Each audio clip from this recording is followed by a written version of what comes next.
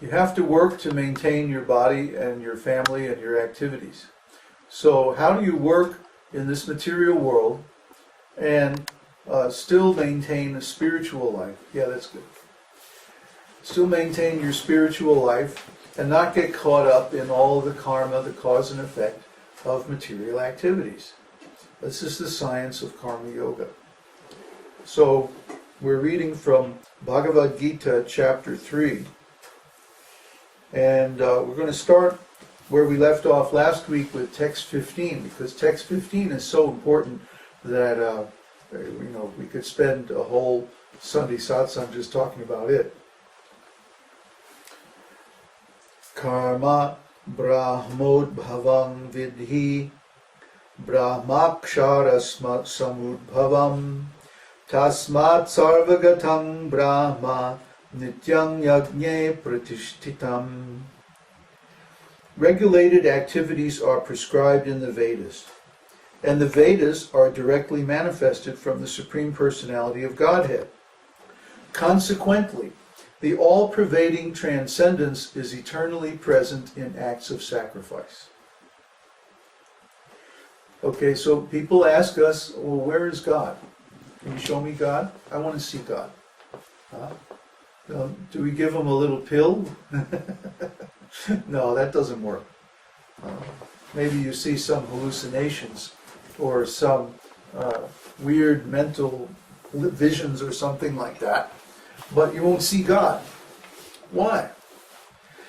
Because as long as the focus of our consciousness is ourselves, as long as the focus of our activities is ourselves, then we are caught up in the network of material cause and effect. The way out is sacrifice.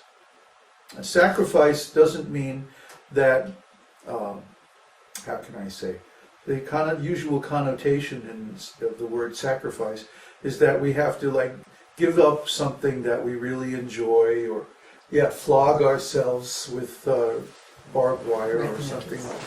Nettles. Nettles in your underpants or something like that. It's not like that. Sacrifice in the context of Vedas means that we offer the results of our work to God. It's so simple. You go to work, you get paid, you take the money, and you do some service for Krishna. You give a donation to the spiritual master or to the preaching mission. You buy deities and make a temple in your home. Offer your food, offer your clothes, offer everything. Before you enjoy, Krishna enjoys. That's the meaning of sacrifice. And after sacrifice, then we can enjoy the remnants. It's so nice. Because Krishna, he doesn't exactly accept the objects that we offer in sacrifice. He accepts the bhakti, the love. That's really what he wants. He wants us to love him. And we can love him by offering him something of value, something that we consider valuable. Why? Because that's the best symbol of love. Prabhupada used to say, what is love? What's the meaning of love? Love means service. If I love you, I do something nice for you. See, like our service is giving transcendental knowledge. So we spend hours and hours every week online preaching. You can't imagine how many email messages I'm getting, how many YouTube messages and comments that every day I spend hours and hours of just replying. And I'm trying to cut down my computer activity. But still, the duty of a self-realized soul is spreading transcendental knowledge. So transcendental knowledge means knowledge of how to live a spiritual life in the material world. Transcendental knowledge is that knowledge which, knowing once, you don't need to know anything else. Why? Because all other knowledge is derived from it. You see? Try to understand. We use the descending process. Avaroha Panta. That means the descending path. or in Western terminology, deductive logic. We have one axiom, one dogma, one assumption that we hold true. And that is that whatever is stated in the Vedas is the absolute truth. That's it. That's the only thing that's the only dogma, the only assumption that we hold. Everything else is stated in the Vedas, and then we take our conclusions by deduction from that. What's the difference between deduction and induction? Yes? Yes, deduction, you take it from a superior who knows, and inductive is you do experiments yourself and try to work it out for yourself. That's one interpretation. But say, for example, we want to find out if human beings are mortal. Okay?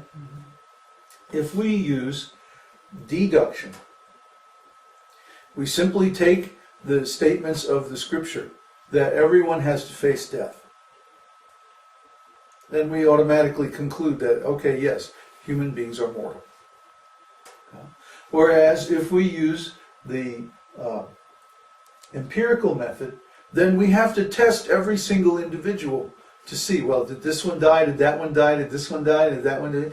And we never really conclude, we never really know whether all men are mortal, because we haven't experimented with all men. See? They're not available to us to experiment. So we're drawing conclusions on inconclusive evidence. It's very dangerous. It's actually less intelligent. Therefore, in the very beginning of the 3rd chapter, Krishna says there are two kinds of transcendentalists, two kinds of people who try to realize the self. And one tries by empirical philosophical speculation, that's the ascending path, aroha panta. And the others try by devotional work, that's the descending path, avaroha panta. Okay? So we follow the descending path. If the instruction is given in the Vedas, then we simply accept it, and we don't have to do all this bothersome experimental work and philosophical speculation and all that stuff. So, you want to see God? Do sacrifice. That's what Krishna says here. Regulated activities are prescribed in the Vedas. Regulated means you follow the regulations. We follow 4 regulations. No illicit sex, no intoxication, no gambling, and no meat-eating, fish, and all of that nonsense. And by following these 4 regulative principles, and the other regulative principle, of course, is always remember Krishna and never forget Krishna. So the best way to remember Krishna is by chanting his holy name. I keep telling people this, and nobody believes me, that if you chant Krishna's name from the moment you wake up until the moment you go to sleep every day, in a very, very short time, Krishna will reveal himself to you. I did it, and it worked. And it worked for everyone who's ever tried it, as far as I know. So, you should also try it.